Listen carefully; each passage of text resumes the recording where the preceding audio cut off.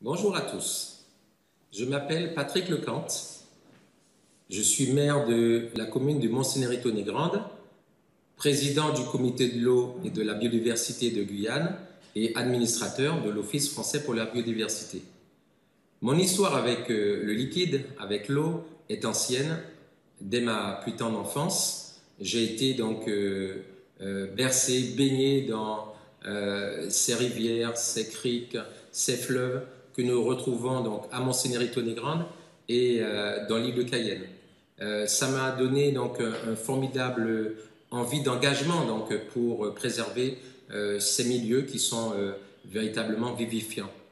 Depuis que je suis président du comité de l'eau et de la biodiversité, qui est aussi donc un comité de bassin au niveau donc de notre district hydrographique, nous pouvons observer que la Guyane est dans un milieu véritablement exceptionnel, dans l'Amazonie, mais aussi accroché à ce plateau des Guyanes avec le Brésil et le Suriname.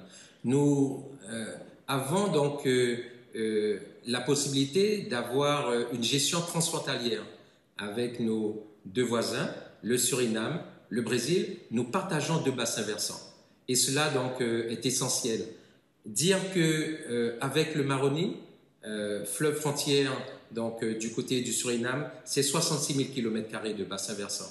Et avec l'Oyapock, fleuve frontière avec le Brésil et l'État de l'Amapá, 33 000 km². C'est dire que la signification même de la gestion transfrontalière est essentielle pour comprendre les mécanismes hydrologiques que nous connaissons.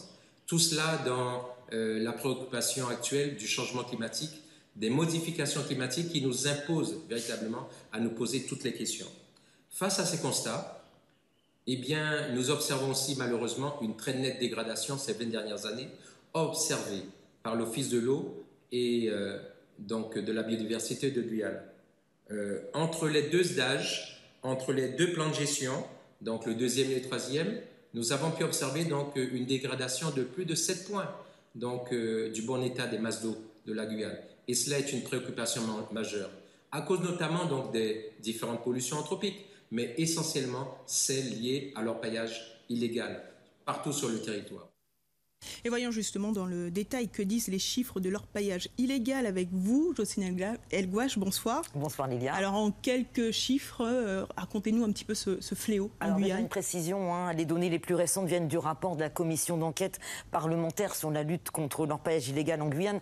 Elle a été menée en 2021. Le président de cette commission, on le connaît bien, puisque c'est le député Lénaïque Adam et le rapporteur, l'ex-député Gabriel Serville. Alors les chercheurs d'or travaillant clandestinement en Guyane sont essentiellement brésiliens. Environ 8600 garimperos seraient implantés dans la forêt guyanaise. 500 sites d'orpaillage illégal sont actifs, dont 150 situés au cœur du parc amazonien de la Guyane. Il y aurait aussi entre 300 et 400 chantiers alluvionnaires, environ 150 sites primaires et quasi-éradication actuellement des barges fluviales sur le Maroni depuis les récents accords avec le Suriname. L'orpaillage illégal, c'est aussi un pillage économique. 10 à 12 tonnes d'or extraites illégalement par an. Selon la Fédération des opérateurs miniers de Guyane, eh bien, l'orpaillage illégal détournerait du PIB, du produit intérieur brut guyanais, environ 750 millions d'euros chaque année. La production d'or légal représente 1 tonne d'or et demi par an. Et l'orpaillage illégal eh bien, rapporterait 6 fois plus, Lélia. Alors là, on a vu toutes les questions économiques, des conséquences également sur le plan humain, santé, environnement. Tout à fait. Alors il y a d'abord la déforestation sauvage. Chaque année, pour tirer 10 tonnes d'or de la forêt, 500 à 600 hectares sont détruits. Le chiffre est colossal. S'ajoute à cela le problème des déchets. C'est votre déclaration, Madame la Ministre, lors de votre audition devant la commission d'enquête parlementaire. C'était l'an dernier. Il y a aussi le mercure, Lélia. 15 tonnes, 13 tonnes plutôt de mercure déversées chaque année dans la nature guyanaise. Il faut aussi, pour extraire 1 kilo d'or sur un un site alluvionnaire, eh bien, utiliser 1000 à 2000 litres de carburant, c'est énorme.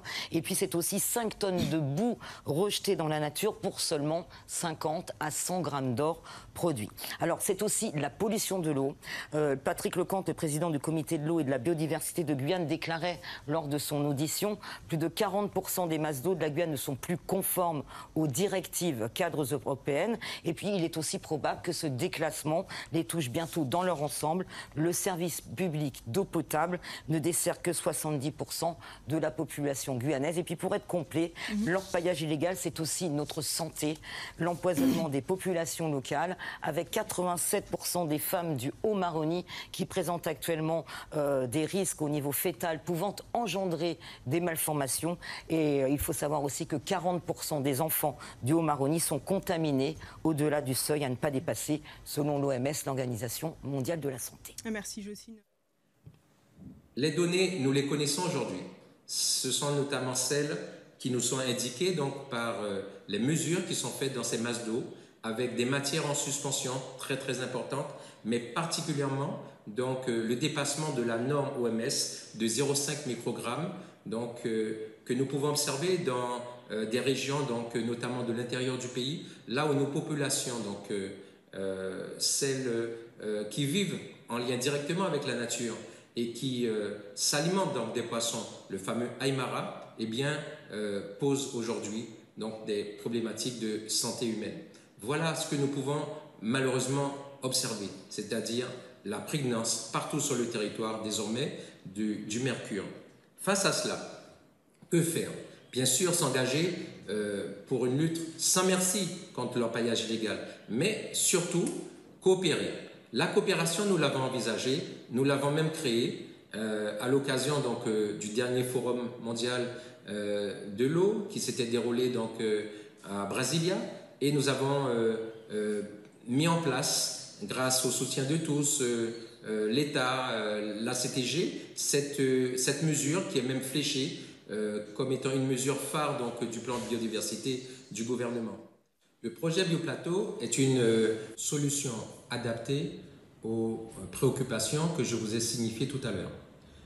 En coopérant avec le Suriname et le Brésil, nous avons cette possibilité donc d'échanger nos connaissances, d'améliorer celles-ci, et puis surtout donc de tracer la voie d'une coopération active sur l'ensemble des préoccupations de ces bassins de vie du Maroni et de l'Oyapock.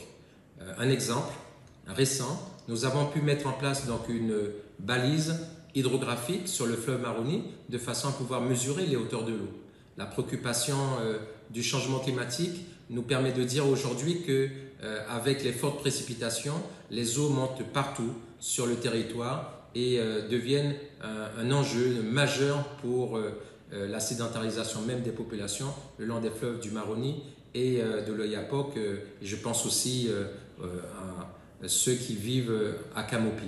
Voilà ce que je souhaitais donc vous indiquer. Et à travers cela, donc, une volonté donc, farouche de coopération avec nos voisins immédiats qui partagent aussi donc, des populations qui identifient ces bassins versants comme étant de formidables lieux de vie. Voilà ce que je souhaitais vous dire en vous souhaitant donc un beau colloque et en vous disant à très bientôt. Je vous remercie.